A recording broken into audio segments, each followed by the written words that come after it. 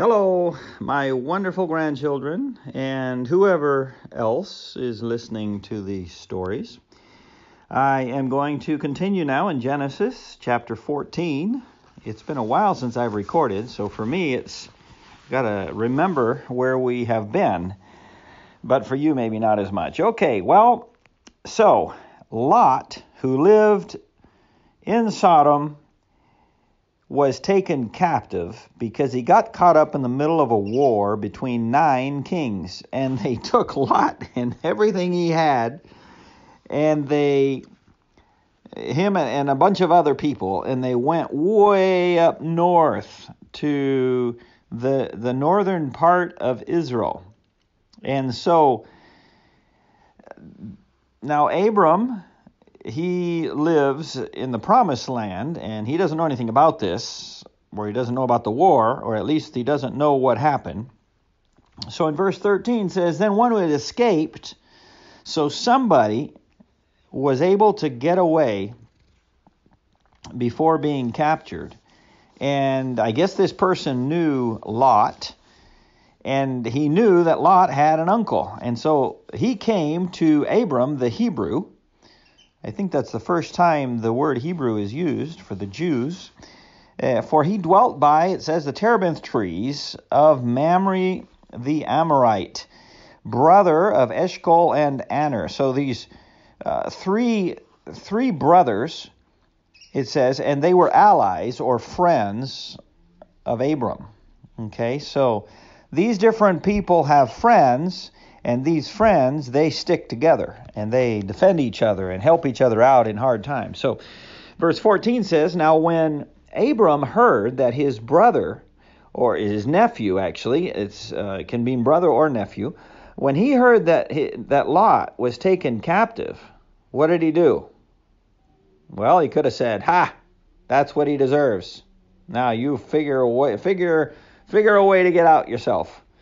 You made a foolish choice, and now you're paying for it. No, he didn't say that. Abram loved his nephew, and Abram was a kind and godly man. And so when he heard that Lot was captive, he armed his 318 trained servants that worked for him.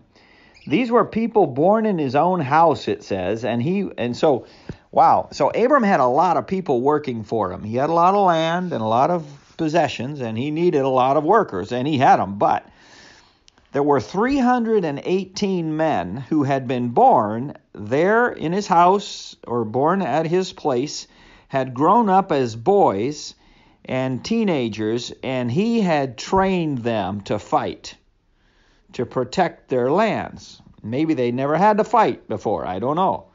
We don't know of any battles he had, but this time it was time to fight. And so what did he do? He armed them. So he gave them all their swords or their bows and arrows or their spears, whatever it is he had trained them with.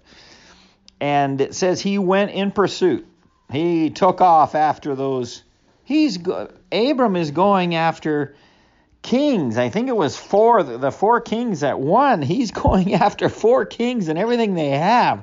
Abram is a pretty brave person, and he's going to rescue his rascal of a nephew, Lot. So it says he divided his forces.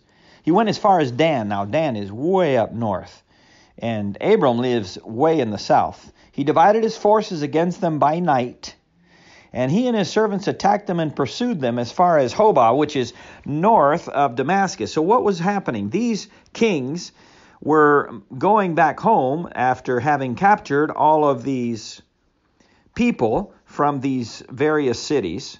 And so they're going home. Well, when you have captives and you have a bunch of goods and furniture and gold and all kinds of stuff that you've robbed, you can't go very fast. They didn't have airplanes or cars or trucks. They had, horses and so forth. And so they were going, that was a huge bunch of them, and they were going very slowly, because you can't move that many people and that much stuff that fast when you're on foot. So it says that they attacked them by night. And so apparently as they're traveling, they're getting attacked on all sides by Abram's men, his trained servants, I imagine they're shooting them with their arrows and spears and whatnot.